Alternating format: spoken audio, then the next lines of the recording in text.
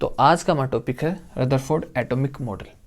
जो इससे पहले जो एटम का मॉडल था वो दिया था जे थॉम्सन ने। उन्होंने क्या बताया था, उन्होंने बताया था कि जो एक एटम होता है इसमें पॉजिटिव, ये टोटल पॉजिटिव चार्ज होता है, ठीक है, और इसमें बीच बीच में कहीं नेगेटिव चार्ज होता है। ये उन्होंने जे थॉम्सन ने अपना ये एक एटम का स्ट्रक्चर बताया था या मॉडल मान लो, ठीक है। तो उन्हीं के स्टूडेंट थे रदरफोर्ड। उन्होंने एक एक्सपेरिमेंट कंडक्ट किया जो उनको कुछ दूसरे रिजल्ट मिले, जिससे ये जो पूरी थ्योरी थी जो जे थॉम्सन ने बताई थी स्ट्रक्चर के, एटम के स्ट्रक्चर के बारे में, टोटली रॉन्ग प्रूफ हुई, ठीक है। वो देखते हैं।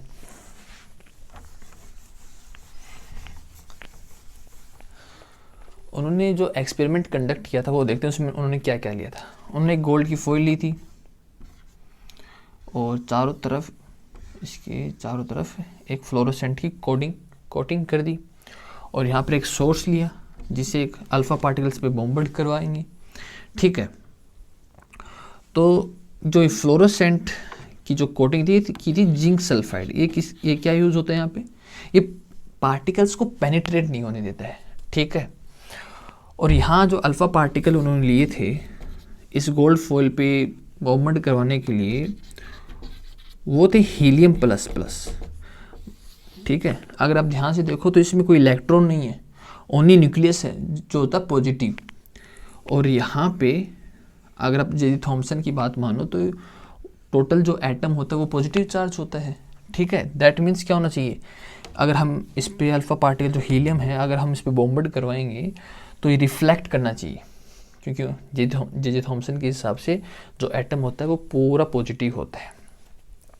तो उन्होंने क्या किया, उन्होंने ये एक्सपेरिमेंट स्टार्ट किया। जैसे स्टार्ट किया तो उनको कुछ अजीब से रिजल्ट मिले।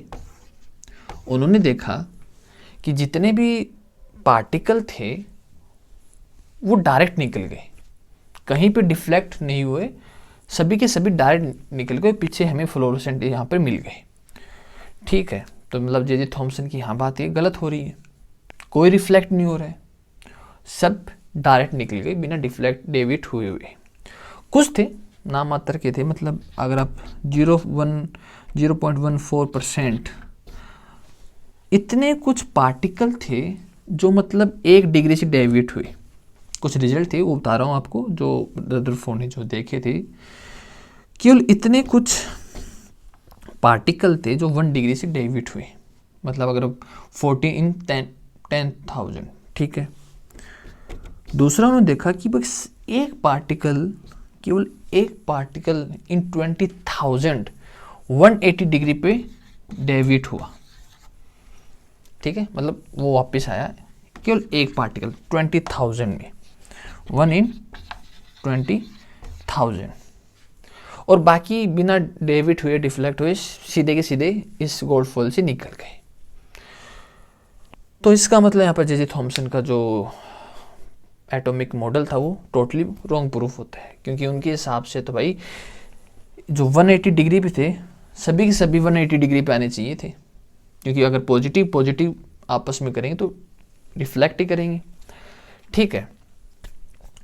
तो उन्होंने इस एक्सपेरिमेंट के बेसिस पे उन्होंने एक्चुअली जो रियल एटम का जो मॉडल था उन्होंने बताया। वो भी एक्चुअली टोटली करेक्ट नहीं था, लेकिन उन्होंने उस टाइम जो बताया था उसके आगे उसकी मदद मिली थी उसको और ज़्यादा जानने में एटम को, ठीक है।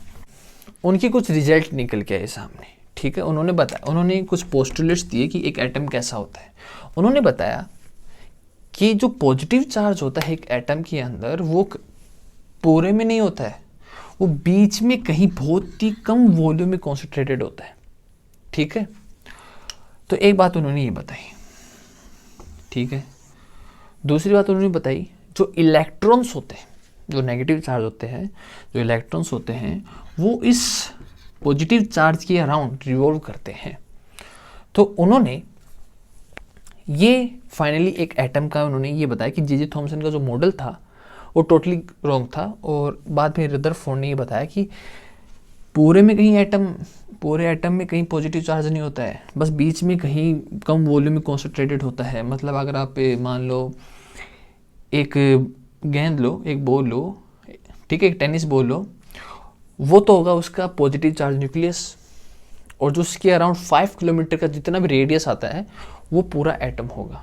तो उन्होंने इसका रेडियस भी बताया कि जो न्यूक्लियस का जो रेडियस होगा वो था 10⁻⁻15 मीटर, और जो एटम का जो रेडियस है वो उन्होंने 10⁻10 मीटर बताया। ठीक है, तो ये फाइनली रदरफोर्ड ने अपना एक एटॉमिक मॉडल दिया। इसमें एक ड्रॉबैक ये था, वो बता तो रहे हैं कि एक पॉजिटिव चार्ज के अराउंड इलेक्ट्रॉन रिवॉल्व कर रहे हैं, लेकिन कोई भी चार्ज पार्टिकल अगर एसिलरेशन मोड में है तो वो अपनी एनर्जी को रिलीज करता है। मतलब अगर ये पॉजिटिव चार्ज है, इलेक्ट्रॉन इसका रिवॉल्व कर रहे हैं, देखो तो जैसे ही डायरेक्शन इसकी चेंज होगी इलेक्ट्रॉन की, वैसे ही इस इलेक्ट्रॉन की वेलोसिटी भी चेंज होगी। ठीक है, और अगर वेलोसिटी चेंज हो रही है दैट मीन्स वो पार्टिकल एसिलरेशन मोड में है। तो उस हिसाब से, इस फंडामेंटल के हिसाब से जो इलेक्ट्रॉन है ये अपनी एनर्जी को रिलीज करेगा। ठीक है, ये अपनी एनर्जी को रिलीज करेगा, रिलीज करते करते लास्ट में ये इस जो न्यूक्लियस है इसके पास ही आ जाएगा लास्ट में। ठीक है, और इस हिसाब से देखा जाए तो जो जी थॉमसन का जो प्लम मूडिंग मॉडल था जो उन्होंने बताया था वो एग्जैक्ट वही हो जाएगा। तो ये इसके अंदर एक ड्रॉबैक था। ठीक है, तो हमने जो रदरफोर्ड ने जो एटॉमिक मॉडल बताया था वो हमने देख लिया, और इसका एक ड्रॉबैक भी देख लिया। ठीक है, आई थिंक आपको क्लियर समझ में आ गया।